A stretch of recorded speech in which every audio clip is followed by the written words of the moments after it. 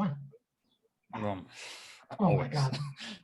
Zoom with the loud voice coming in now. This is probably a good thing because people were recording things, maybe, not without consent or like letting people know, but it's a little obnoxious. I think no one likes hearing this at the start of the session. I think it's funny too, because with all that money, you think they'd be able to use an actual voice. Pick a nice person, just a nice lady, who speaks gently to you. It's like, no, just shove an automated voice from 1990 into the system. I don't know if anyone will hear that. I hope people don't hear that at the start of this recording. I don't think. No. Okay, that's good to know. Okay. Yeah. Okay. So let's start this thing. This is 𝗕liche 𝗨𝗽 office hours. This is office hours 20. We do our hand thing, and it was easy math today, which is good because it's broken us a couple other times. But we got 20, so let's get those hands up. There we go. Beautiful, beautiful. Okay. Into well, I guess we've already been in double digits, but into the 2 zeros, the twos, which is wonderful. There's a guy I've been listening to right now, Noah Kagan.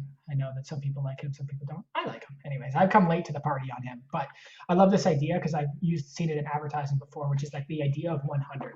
So if you're going to do anything, do 100 of it. So he really wanted to build this YouTube channel for himself. And he's like, I'm going to do 100 videos. And if I can see what happens after the 100 videos, that's like a big enough data set and also like a big enough commitment to make decisions. And undoubtedly along that process, if you just make every video or something just slightly better, you're going to have a huge difference in your life by the end of that. So I thought that was a beautiful thing. And just in like advertising and stuff, when we used to run ads, you would say, I don't want to make any decision or assumptions based on unless I get 100 clicks or 1,000 impressions. So there's always sort of this threshold that you wanted to get to. So very interesting.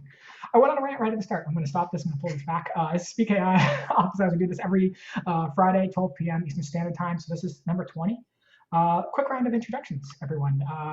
Tyler, one of the creators of 𝗕liche 𝗨𝗽, love voice, love technology, love marketing, data, analytics, trying to use that to do cool stuff. Dream is to use technology to augment content creation process in real time to generate amazing things. So I'm working on that with some wonderful people here. Someone jump in. Okay. Lauren. Oh, okay. I'm Lauren. I do accounting here and also admin stuff. Just a lot of business building. It's been really fun building a business from scratch, pretty much. I wouldn't say from scratch. Tyler was putting together something together for a few months before I came along, and just a matter of organizing it a bit more up to code. So that's been fun, and also working with numbers and words and lots of data, lots of confusing data, but becoming less and less confusing every day and seeing the light. I think you missed it, Matzo, but Lauren said I play with numbers and I play with words last, and that was awesome. It's like, wow, that's a great tagline, Lauren. So good stuff. 𝗕𝗏.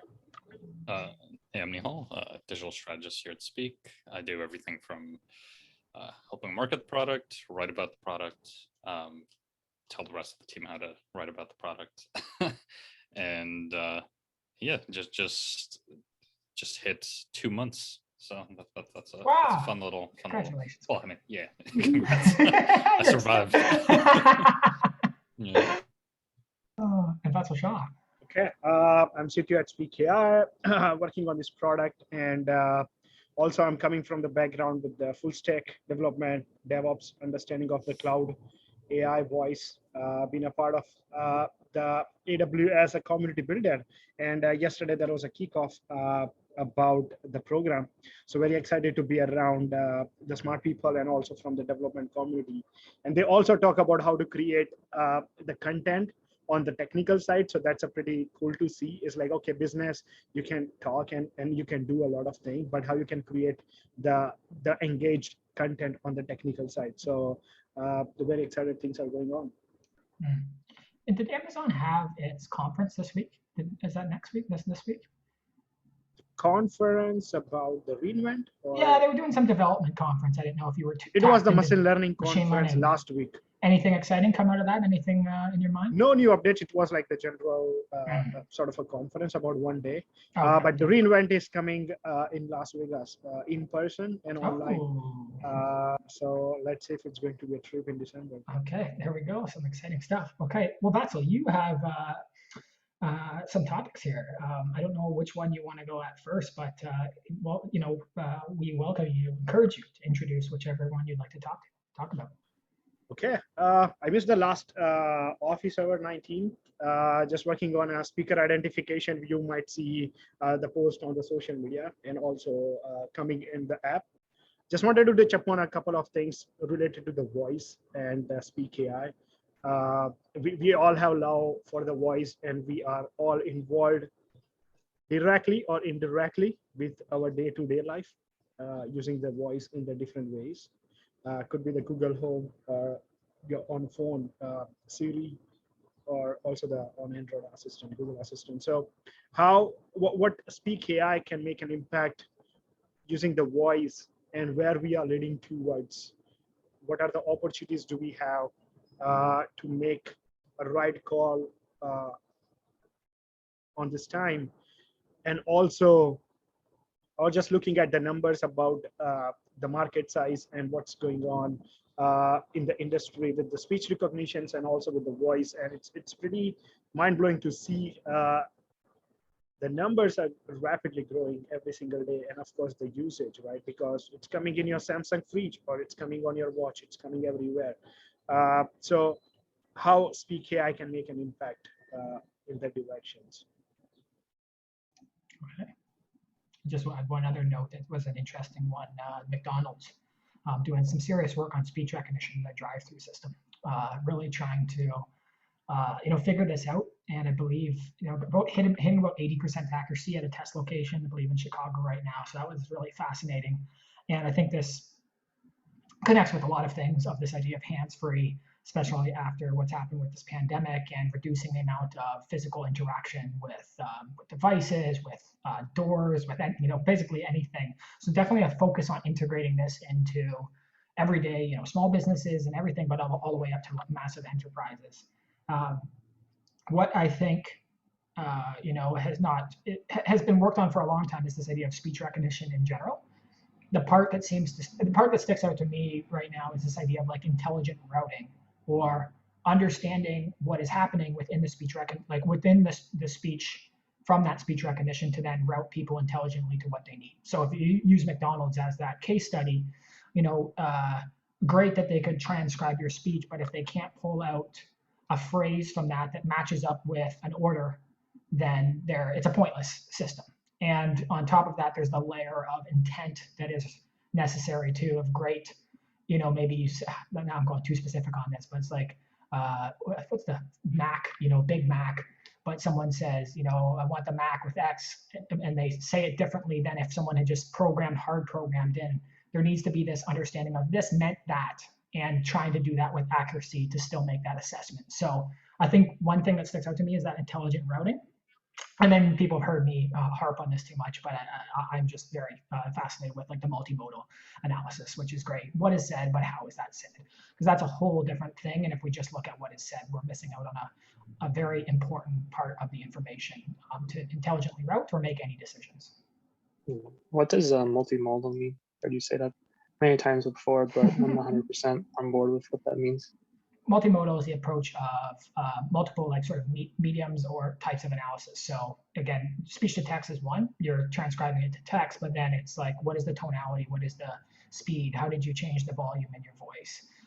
Another form of multimodal could be computer vision, where it's actually looking at body language and facial expressions, and then using that all in sequence to then produce the result or the output or the diagnosis or the assessment. So, in many tests, when they combine, for example, acoustic modeling of language with the actual speech to text, they generally see higher accuracy in the output there. So that's the idea. If you combine those factors together, you're going to get a better, more accurate output. That answer your question, Lauren? Also, if you check, Lauren, the Google I/O, the last update, they're talking also about understanding by looking just what you're asking and understanding of the search, or also understanding up from the images. So consider that you're asking, okay, I want to go to ski and this is the shoes I have. Does it work? So and understand that you want to go to the ski at this location and this shoes doesn't work over there. So they will also recommend you that what type of shoes works. So that is understanding of the location, understanding of your question, and understanding from the image that you pass to the Google that, hey, this is the shoes I have. Just take a screenshot and send to the query on the Google search simply. So it that's kind of relies more on the actual technology to change itself in order to listen to you better, as opposed to, relying on the person talking to speak the way that the computer wants you to speak. And I would say, also adding that context element into it as well too, right? If you, when I got my new truck, I tried to use a voice query to generate where it was going, and it was dumb. It was a dumb system. So when I used that voice query, it took me to a place like 50 hours away in the United States, when the location was obviously in Toronto, and like it didn't make any sense. But a system like Google that's much more intelligent is using your real-time location, past context, and you visited this place to then make that assessment and give you the right result. So, again, there's this world where there's a borderline of people worried about how much data is being collected and the ethics of it, but it's also when you collect the data in the proper way, it will dramatically increase the success of any of these engines. So there's a trade-off there, and I would like to be routed to the right place into Toronto and not to where I was in Ohio or wherever I ended up. I also see like the three things, to be honest, with the voice and speak integrations. And if I lay out on the table, I see like number one is like the chatbot integration with the speak.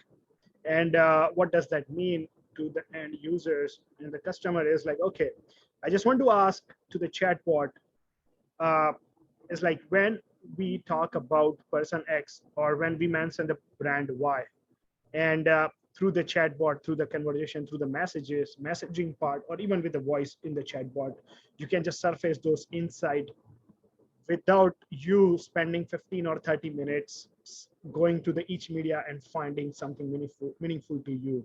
So let's consider, let's say if you have 100 hours of media, you just want to filter out or surface the insights that important to you within a minute with your voice, without touching any single click either on the screen or on using the mouse click, and also create the final report using that. So that's a one part of also asking many questions, is like if we consider in the psychedelic side, okay, when this person had a lower sentiment score, it's like when was the last day, and then system can tell you the exact moment, maybe the exact audio or video clip, or maybe the journal as a text note, surface those insight.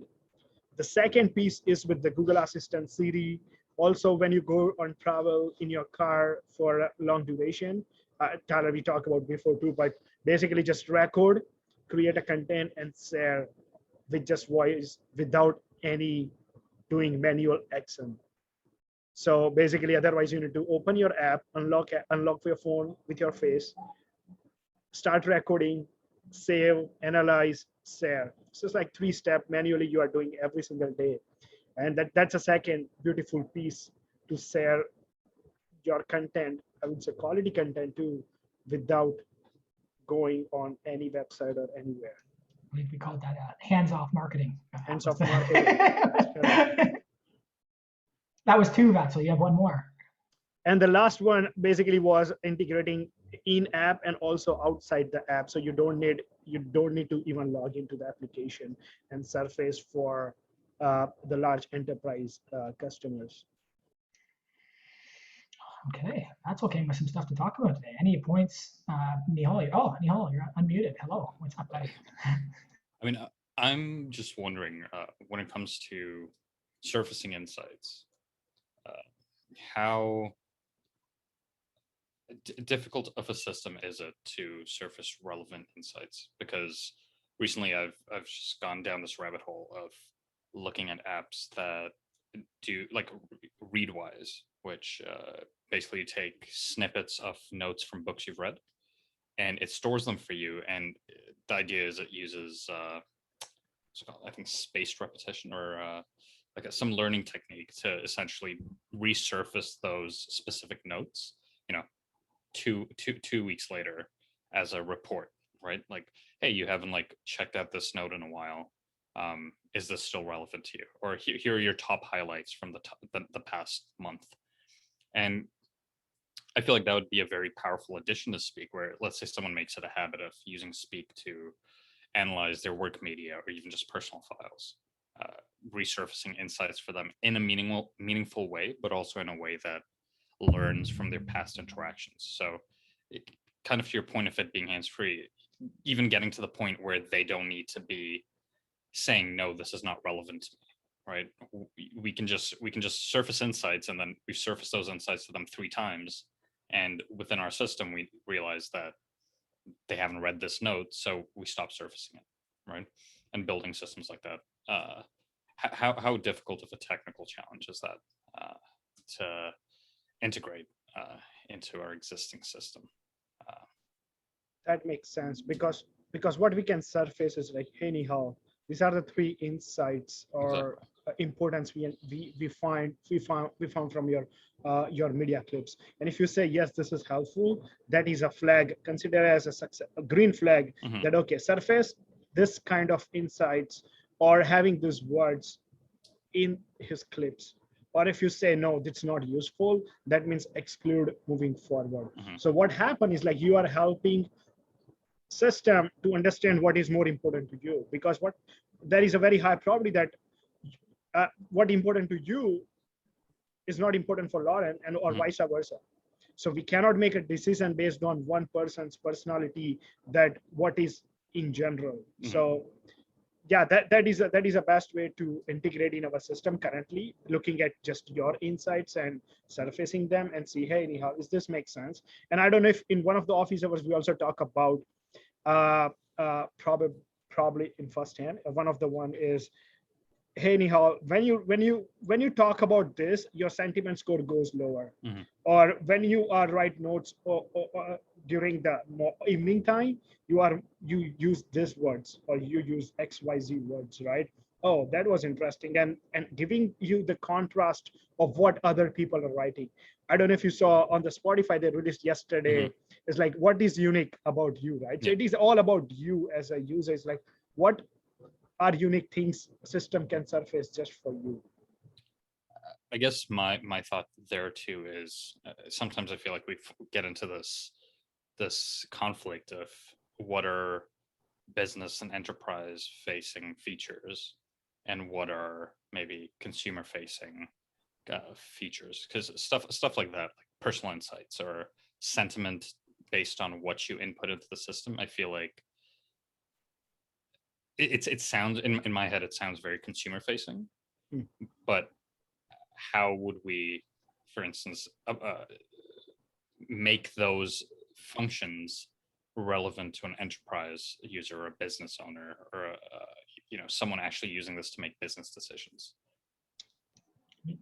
We took a couple cracks conceptually at this, and then started to do some things technically. Some which have been successful, some have not. I think one of the first ways that we took at it, which is the dashboard of today, which is this idea of needs and want. Like what we were trying to figure out on is what across many different use cases and industries and job roles were universally important moments within media assets or within language that we could use. So one of them, for a simple example, is every time a question is asked.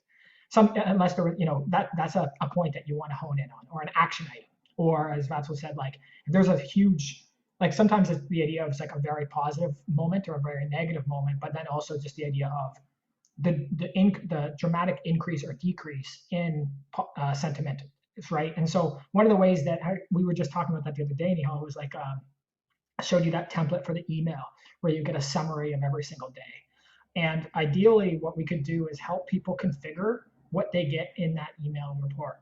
And the idea there is, for example, it could sift through all the information that you had inputted into Speak the system that day, including video recordings, meetings, any notes that you had dropped in, anything you had scraped off a web page with the Chrome extension, and then sort of summarized that day for you with some high-level action items or things to think about. And ideally, I think that's a very powerful tool individually, but imagine if you provided that tool to every single person on your team. And they were then increasing their level of awareness every single day about what had just happened in that. Like I know I mean, we've all experienced that of just like going through a day and that day was a blur, and you're trying to like reflect on the day and be like, what just happened? And to get a summary of that would be a very valuable piece. So I think, always there's that idea of like consumer versus the enterprise focus, and then where are we getting adoption, and then where are we growing the business. But I still always think of this idea of if we can make this valuable to an individual and make it so valuable that they can't help sharing it with other team members, you can really grow. And yeah, that's a couple of thoughts on that piece specifically. Yeah, but even let's say, for example, if you are working as a manager in the large enterprise and you're handling 30 people team and who are doing interviews individually, and you just wanted to surface your own analysis to track what's going on for my employees, it's like what exactly they are doing when they go to interview or do the research. So that's also like I would put as a high level surface insight just for you as a manager or a higher authority who's just looking for their team performance or what exactly going on when they go to the interview or the research. And that is also my trigger another sort of conversations with your team members is like, hey, what just happened here in this one?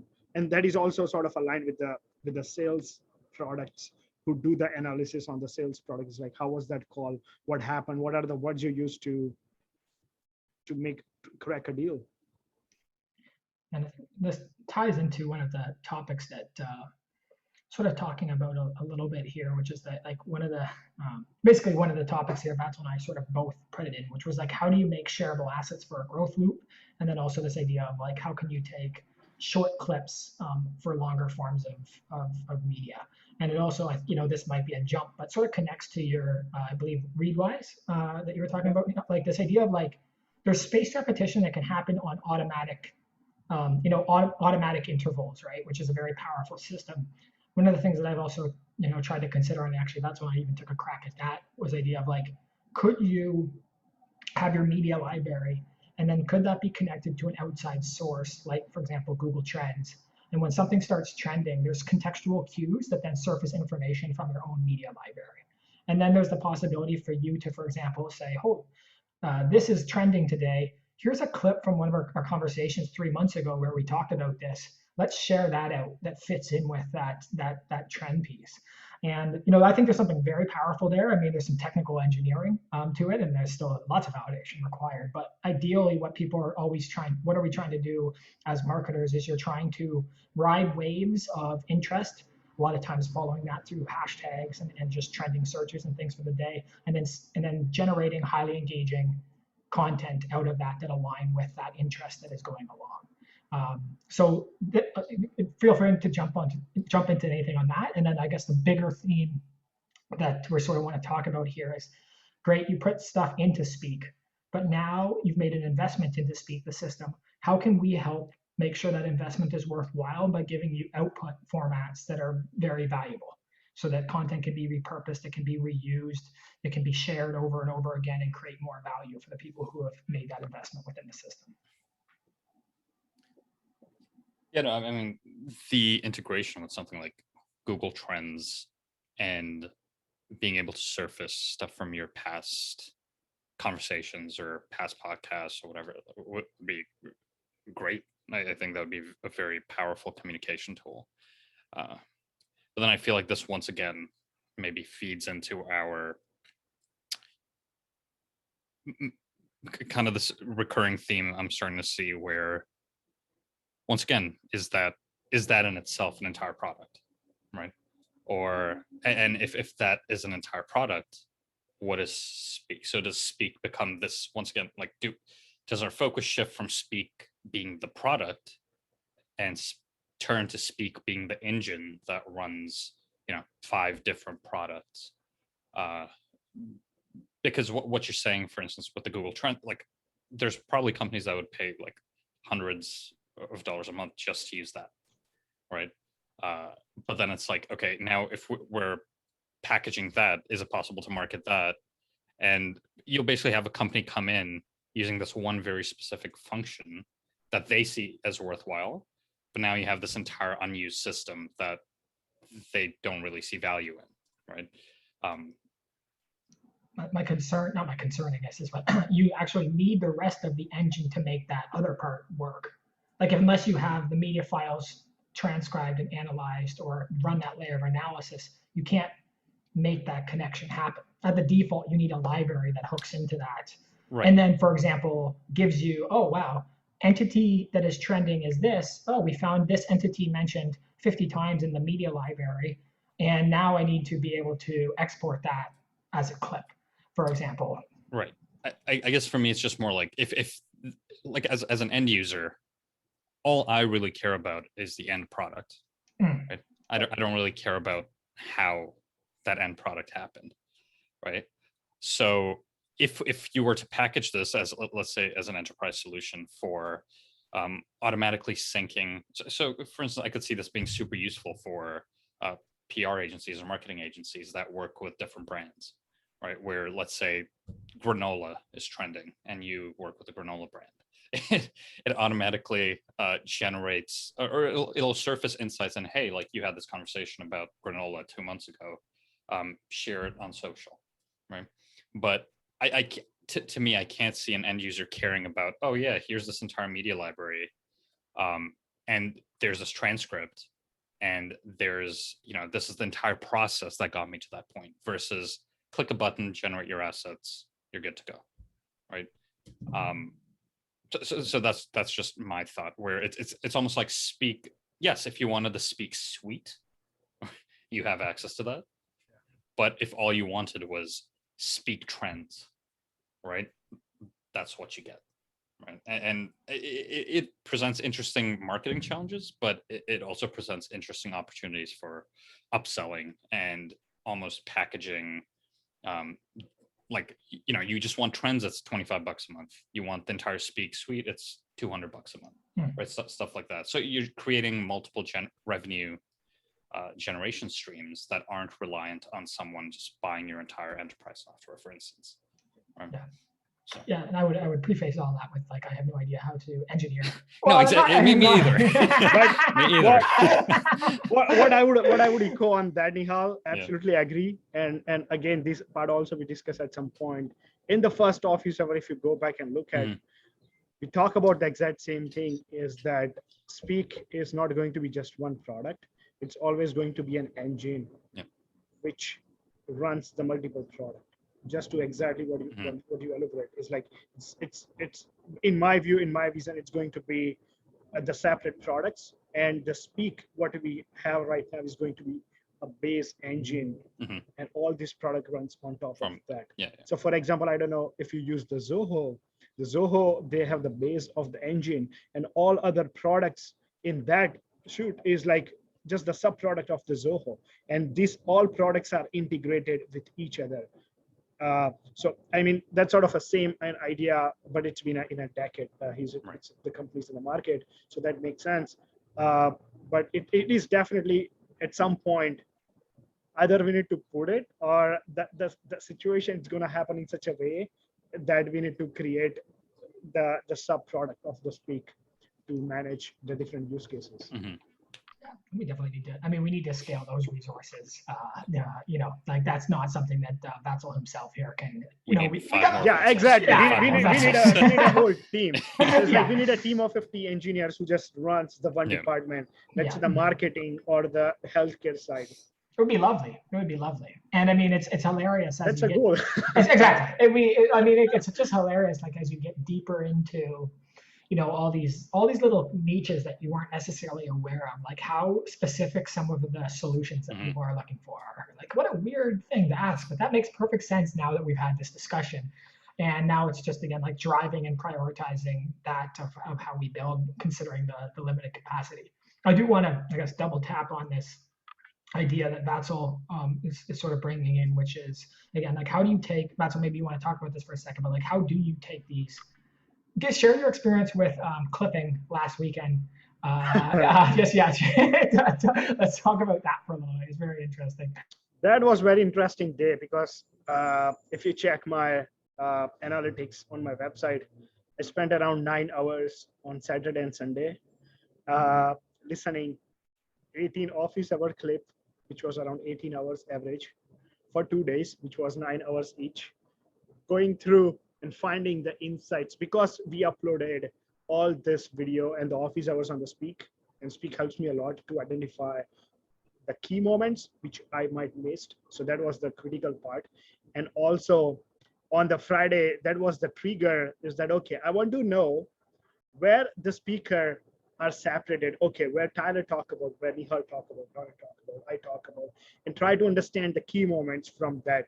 So on last week, because I know what I talk about, and I can make a decision based on that, what is more crucial and what is important to share with the public. Let's say I can make a decision from Tyler's talk. It's like, okay, what we can clip out from his talk. It's like, okay, he talks about 50% or 60% of the whole office hours, but what are the key moments in that? For me, it was easier because I know what I talk about, and probably, let's say in first office hours, it was only 3 key moments, which can help who's listening those clips. So, I mean, the purpose is not just to create a content, but to also to create the quality content, so that can help and triggers another checkpoint. It's like, oh, this is interesting. Let me watch back the full office hours, something like that. Or, oh, let's check out this website, or let's what's going on here. And on the engineering side, it was a fun, and created a script on the back end. You just need to point out that the start time and end time, what you want to capture. Let's say I want to start at 5 minutes 30 seconds to 6 minutes 50 seconds. That's going to create a 1 clip. And you also can run this thread in the multiple instances. What does that mean? Is like, oh, I want to create 5:15 to 6:30, 8:30 to the 9:15, and 10:15 to the 10:30. So these are automatically going to create the 3 separate clips for you right now from the back end. But at some point, the goal is to figure out the UI UX and put it on the front end, and you just need to select the text on the transcription, either right click and which might probably say the create highlight, or the highlight whole section, where you can create your highlights within, I don't know, within a second based on the duration right away. And it's always going to be the downloadable assets. You can track them, you can share everywhere. And my goal is to share. I have the whole list. Where do I want to share the clips which I created, starting from the Hacker News to the Indie Hacker to the LinkedIn, Instagram, Twitter, and I mean, Facebook is not the ideal platform, to be honest, for me to put those clips, probably, but to see and what works and what not, and what that triggers in and help also the business, but also the more importantly, the people who are listening to those clips. Yeah. And Vattel sort of after he looked at me, it's like, ah, man, these clips are too short. There's not enough context here in these clips, which it might be true in some regards. But then I saw later, commented on a LinkedIn post about a guy who said the future of marketing is 15 to 45-second clips, right? And I mean, we've known that for a while. Gary, I mean, I shouldn't attribute this just to Gary Vee. Lots of people knew this, but he sort of standardized this idea of like the content pyramid. Take one long form piece of content, make multiple clips, repurpose it as much as possible, and share that out in accessible, engaging ways. And if you can do that at relevant times, the more success you'll have. And I mean, at the core level, what do many of us know is true? There's too much media being generated. Every single person has a podcast. Every single person has a YouTube channel. And so it is very hard to get someone to listen to an entire thing. I get people say every day, oh, you got to watch this show. Or, oh, man, this podcast episode is so good, you got to listen to it. It's like, I don't have the time. So really knowing that limited attention is one of the biggest challenges of today, especially as a marketer. How can you actually fit in with that paradigm? And by taking very punchy, crispy moments, there's a lot of power within that. So if we can help automate that, expedite it, again, connect that with contextual moments that are happening in the world, a lot of power within that system. And I'm going to give this was fun. We're going into time here. Just like one other part that I'm trying to think about to add on to this, which is how can you repurpose these like audio? We've talked about this before, that's all the time. But like, how can you repurpose audio into video? How can you repurpose video into like? How can you take one medium and then duplicate it into multiple mediums? And like one of the things that I really see as a differentiator that we have in Speak is that obviously the transcription part is one piece, but the named entity recognition part, which is identifying these things out. And what we've started to see is a lot of people taking podcasts or moments in video and then generating an audiogram, which is generally an image that they share, or not an image, it's a video, but it's an image, and then there's sound waves, and maybe the what someone's saying is there, and then it's nice and branded. And so what you're allowing people to do is take an input of a podcast episode and then produce 60 small clips that are branded and customized that you can share contextually. Just something that I've been thinking about a lot recently, which is like, how can we build more of an output, and how can we make that a little bit of a growth loop for us, where we should create something that's so shareable that someone else wants to figure out how they created that, and then, oh, that's Speak that created that, and then bring them back into the system to do it. So spending a lot of time on that. I'm going to do a little, I've got a weekend project. One last part of this is like a weekend project of how we can use the named entity recognition to produce audiograms that are much cooler than any of the other audiograms in the market right now. So I'm going to do a little project on that. I'll look forward to sharing that. It might be horrible, but I'm going to take a crack at it. Just add on that. It's going to be a 𝗕𝗙𝗏.speakhere.co. Clipper, okay. And then one other part actually on this is this idea of like GANs, like these networks that can. So one of the things I'm asking, sorry, that's what to Tim is like, how could we take, so right now on LinkedIn, I write a caption on LinkedIn, and what's the normal process that you're doing is you're going to, for example, Pexels, and you're grabbing an image from Pexels. Except now everyone is seeing the same images all the time, because everyone knows you go to Pexels and find a free stock photo. And it's like the same model sometimes. It's just like the same person. And so it's like, how could you take a caption that you write that caption in Speak, and then you generate an image using the analysis of the language. So using, like, you're creating the featured image from what you just wrote in that note. So it's relevant, and ideally it's stylistic and it's engaging. And you are then creating completely original content that's uniquely yours automatically, instead of having to rely on stock photos, using an image that's not like labeled for reuse and possibly getting in trouble, or using just photos that everyone has already seen before. So that's a little bit of a side mission quest. That's called NFT. NFT, yeah. No, I actually thought about that. I have there's an NFT domain that I'm looking at right now. Another domain in the library, sorry, Lauren. But it's like you can generate NFTs automatically through that are very unique based on the language. I don't know much about this stuff, so I shouldn't. Basically, you can sell those images which is customly created and unique to you. It's called non-fungible tokens, and you can put in the market. And if one of one is valuable, you can sell by whatever, 1 million, 10 million, depends on the uniqueness of that image. Just imagine but you could create an NFT based off a conversation. Like, that's the crazy part. Like, you could have two amazing people, Sam Harris, Lex Fridman, talk, run it through Speak the engine, and then generate the NFT at the end of it that is a representative of the conversation, yet entirely unique. Done. All right. Sorry, Nihal, go ahead. I was just going to say sounds like a separate product to me. It's a creative day. It's a Friday, right? You know what? We have fun here. Okay, Lauren, you have been silent for 40 minutes. I'm going to lean into you here now. We got some time left. Let's talk about what you want to talk about today. Let's do it. Sure. I'm trying to remember what my topic was to begin with. I think it has to do with improving your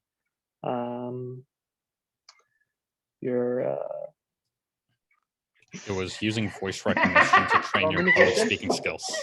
Yes, I think that's a great idea. I'm not sure how much work that would be, although on the actual Speak side, it seems like a whole another platform altogether, setting up some sort of training to track how good of a speaker you really are.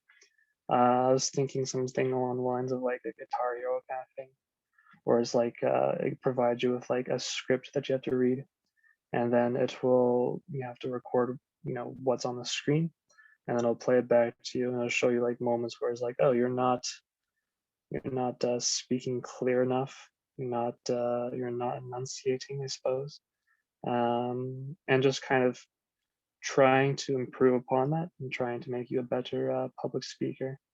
That's kind of what I always thought that Speak could be used for, or just transcription in general. But this could be a fun way of gamifying it. It seems to be a big just a way that people are always trying to turn software into just making it fun in some way, educational. So just curious what the process of that would look like, if it's even the best way of improving your speech patterns. Yeah, that's all I wanted to bring up. What are the best metrics to even track for giving you a rating out of 10 for your communication skill, or maybe? You look at, there's actually, I've been down this path. There is a Toastmasters feedback form that is the most ridiculously long form that you do. So if you go to Toastmasters, they will give you feedback, and it's very structured. Typically, at a high level, people look at words per minute. If you're speaking too fast, then you're not necessarily communicating effectively. It can be used for expression and power, but it's not generally.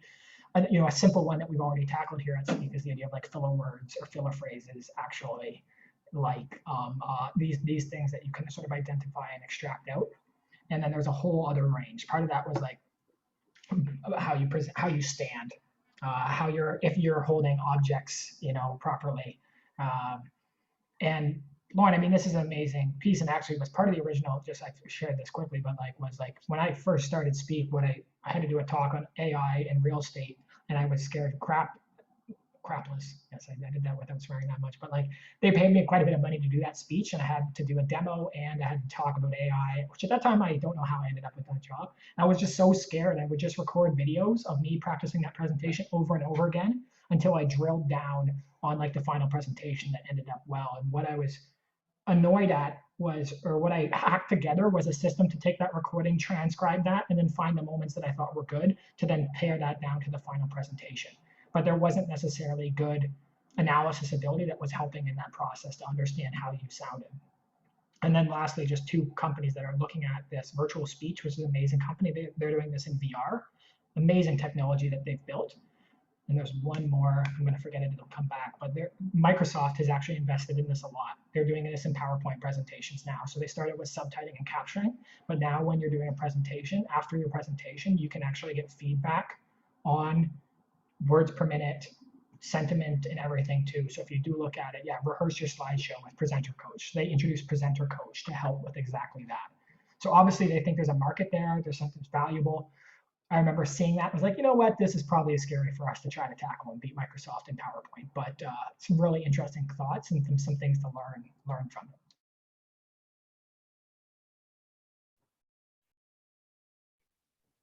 Left everyone inside.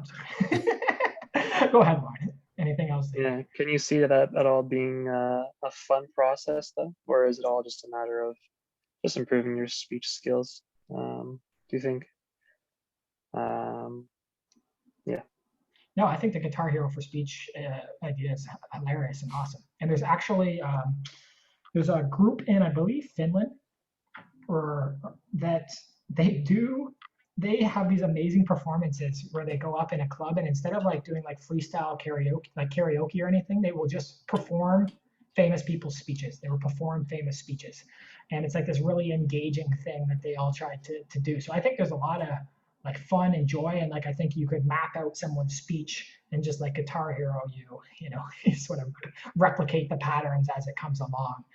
Again, the ideal, I guess, is I can feel my own inner part of me Tyler, come on, ground yourself. This is unnecessary, and it's not going to happen for us right now. We're not going to do this right now. It's a very interesting thing to think about. I think that filler words and a couple of things that we're tackling with Speak already supplement this process. But again, there's companies that are building this just as an individual product. There's a company called 𝗬𝗏, literally just focusing on this. So we're never going to beat those companies that this is their only core focus, because we've built a large engine that's doing multiple things. What I think is what we can help, to be honest, is people who upload the media to analyze and also transcribe it. And we already have the power to find the communication intent We just need to put in the graphic format, or maybe the graphs, or trying to explain about your communication skill into the 3 or 6 different segments, and what type of words you are using, why you are using. It's not absolutely right now, it's not going to use or go via with your voice. It's more basically going to be based on the text. But we do have that opportunity right now in the existing system to display by the communication intents, and putting it to the category that, oh, you talk 30% the past sentences, or you talk 20% verbs versus now, something like so.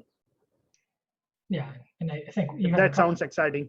Well, you have a couple self-trained, like you did the speaker identification part, or like tracking of who speaks and how long they speak. Like that's not necessarily just public speaking, but that's a big part of training your communication. And especially in that sales process of like, you know, I fail miserably at this most of the time, but you're supposed to speak less than the person in the conversation. So you can use some of the analysis within Speak to help you optimize that. And then the other one that Vatzel first had the experience of when he typed into the transcript and saw himself say it like 50 times in a presentation. And then I did it with a YouTube video and saw like actually, like, oh my God. And so I've been trying to filter out actually since then using Speak. That was the first thing to ever give me the awareness of that. So there's part of that is built into the system. It's just not the entire thing. But when you look at what is the name of the company, it's Speak AI. So it's like augmenting speech, augmenting your intelligence with speech and language. So it's like at a core base, I hope that we can help people improve in that process. This just hasn't been the fundamental driver for our growth today. And so we haven't been able to prioritize it. Sorry, Lauren, I love you. Okay, we got one last piece. 𝗕𝗏, friend, let's go. All right, so I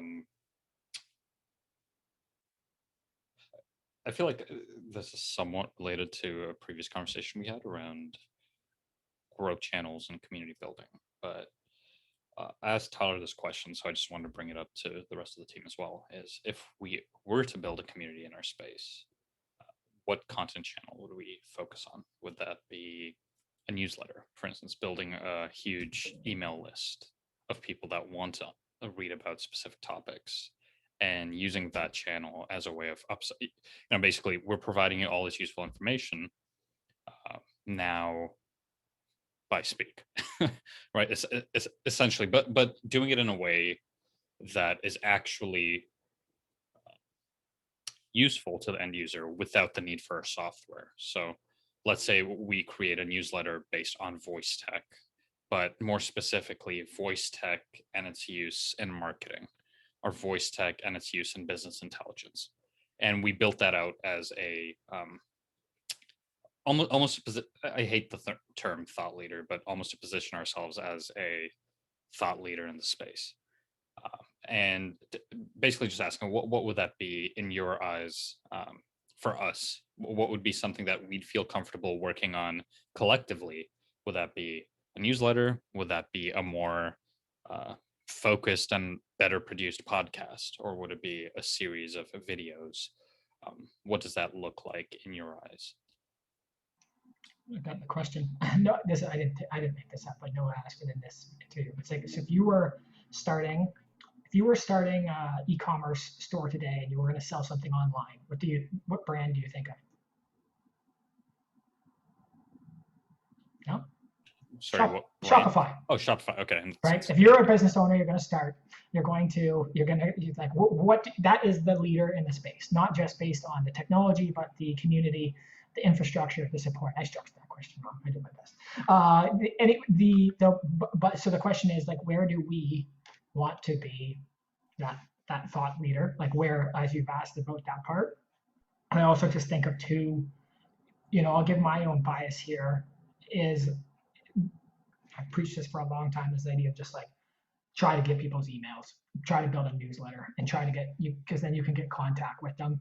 Where we've seen, for example, the engagement on platforms like Facebook or Instagram just drop significantly. And maybe 10% of people are even seeing some of your posts, not even that a lot of times, and the engagement is so low. So With email, I mean, again, you have to deal with open rates and people unsubscribing and things like that, but there's still a lot more engagement that's possible, and you can get directly in communication with someone. I would say even people get down to a lower level of that is SMS, but I feel like that's a little bit obnoxious right now. I don't feel the need to text anyone with any information that we have. And lastly, I think the one that I would love to see us invest in is YouTube. I think that it's, again, world's second largest search engine. And I think that a subscriber on YouTube, hey, if you watch this video, like and subscribe. That is worth a lot, and especially if we actually had a good strategy around that. We talk about some very interesting things, and instead of just being long conversations, what could we help people solve? Most searches on YouTube, not most, but a lot of them are how-to video, like how can I do this? And I'll just look at one example, which has been a video that's not grown in any large way, but it's just like how to analyze sentiment on audio and video. That search ranks in Google or on YouTube, not that many people are searching for it, but we've had multiple signups come from just that video alone. So how can we replicate that over and over again and become a great educator and teacher of how to interface with media and voice technology and all these things? So I say newsletter and YouTube. I would add, there are a few statistics I just found from the internet, and this is the research based on the last year after COVID, is like what happened when everyone's working from home, what type of content people are looking at, and what is the quality content to decide the channel growth. And the highest is it's the primary form of media used within your content strategy is the video.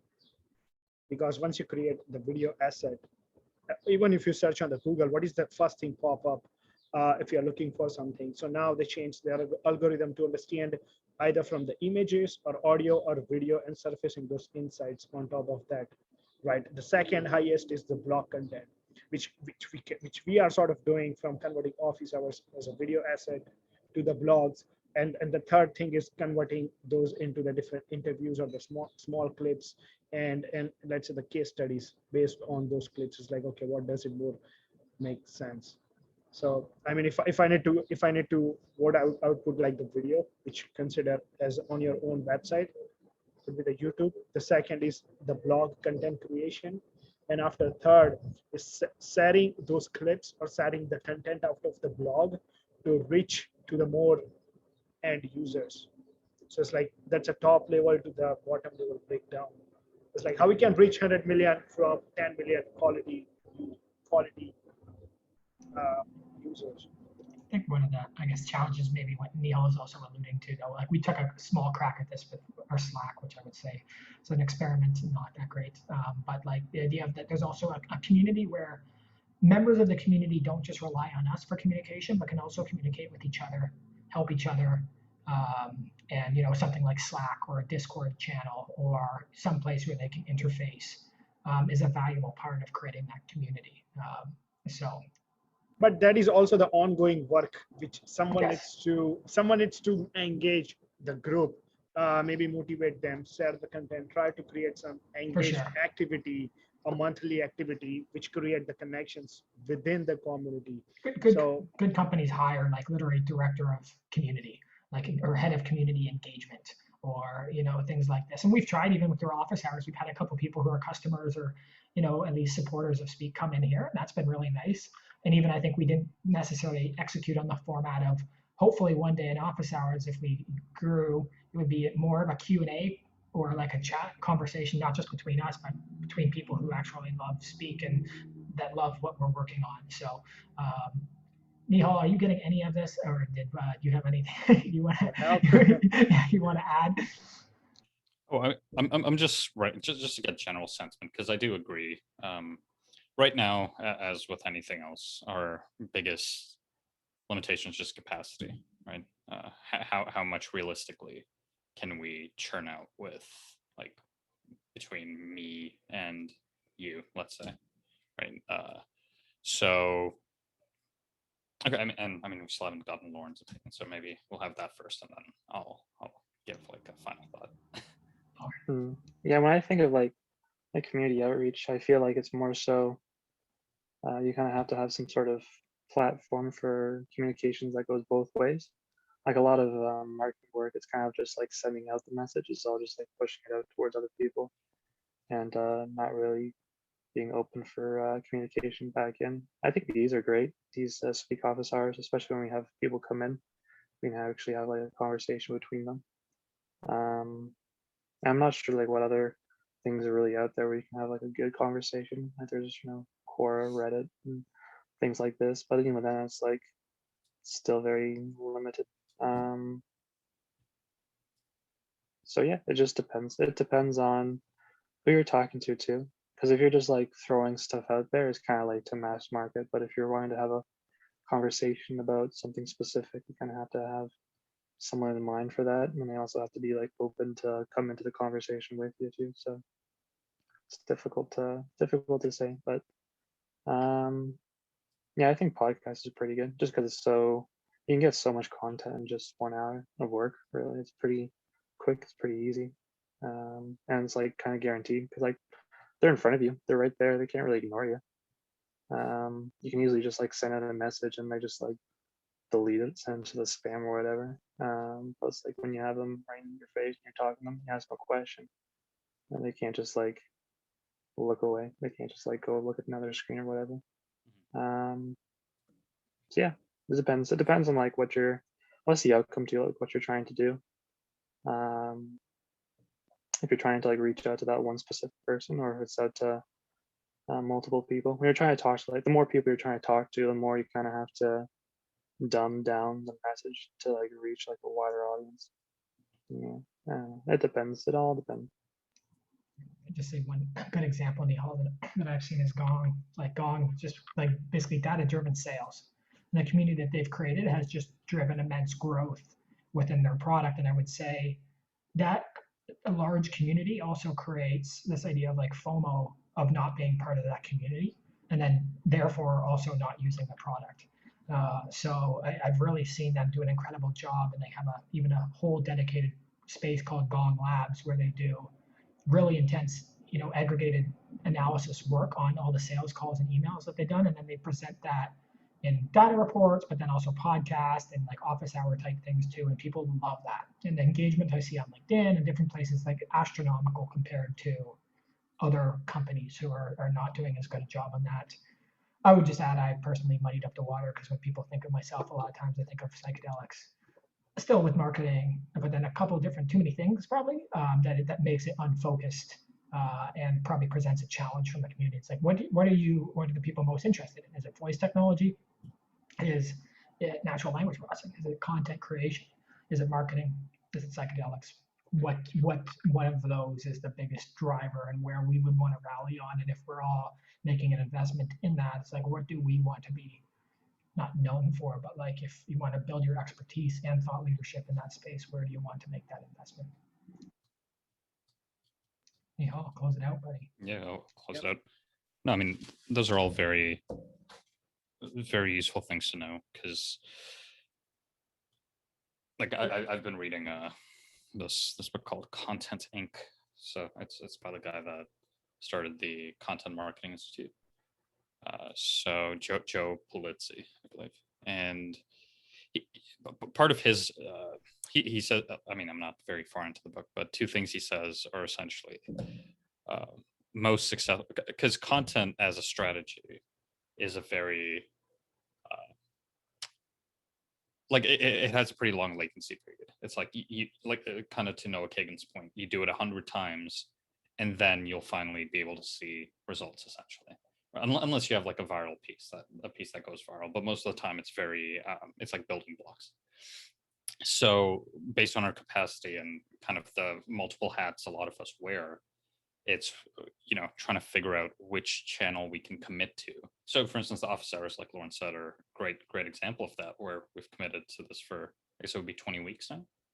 So fantastic, right? But then it's a matter of are we seeing traction through this channel? If not, do we need to switch it up a little bit, maybe do a bit more work on the promotion front of these hours? Are these office hours even promotion worthy, right? Like asking some of these harder questions as well, and looking at what are also some multi-purpose content channels, to Lauren's point, where it's like, yes, we're like sharing information, but how do we take that and make it a two-way street where we can also actively share information, but also build a community, whether that's on a separate channel, whether that's just active community discussions, forums, whatever it is. So yeah, I'll do a bit of thinking on what we should do. I'm personally like, I kind of lean on that precipice between podcast video and newsletters, just because I do think there's this resurgence of newsletters and kind of people building these almost walled gardens, especially when we start moving away a bit from like third-party cookie tracking, and it's going to be a lot harder as marketers to reach who we want to reach. So the sooner we sort of find those people and really capture their attention and loyalty, the easier it'll be for us to start marketing and getting feedback on even new features or new products down the line. But it gives us, because building that out will give us a very easy way into the people we're trying to serve. Right? So we've had all these conversations about features, and we're sort of making assumptions as to whether they're useful or not. But then if we build up this community of, let's say, 10,000 people on our email list, right, we can literally just go ask them like, hey, like, like the Speak team has been busy brainstorming a bunch of cool stuff to bring you. What do you think about, like, take this poll to vote on like which 3 features you think are the coolest, and which 3 features you think are the most useful, right? And that'll really help us speed up our iteration as well, because we might think X idea is fantastic, and then our community tells us that that's stupid, right? So just things for us to think about on that front as well. Beautiful. Okay. Well, 1 p.m.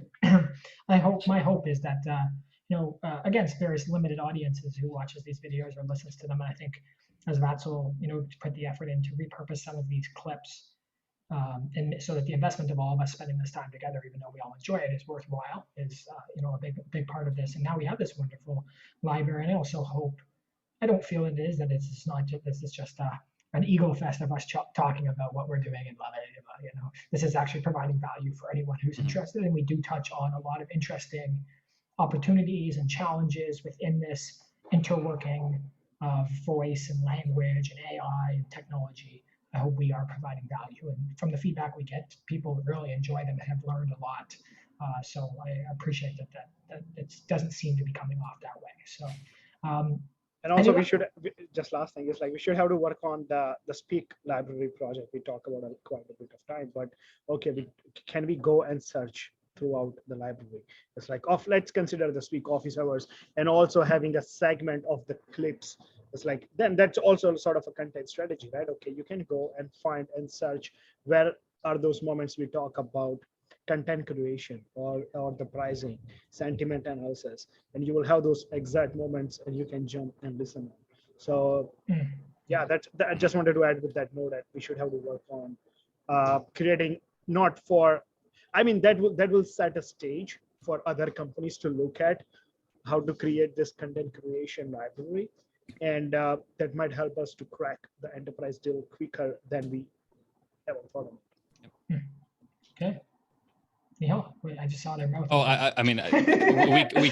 we can end this, and we'll have a conversation along those lines. Okay. All right. Okay. Wonderful. All right. This is Office Hours 20. This was a ton of fun.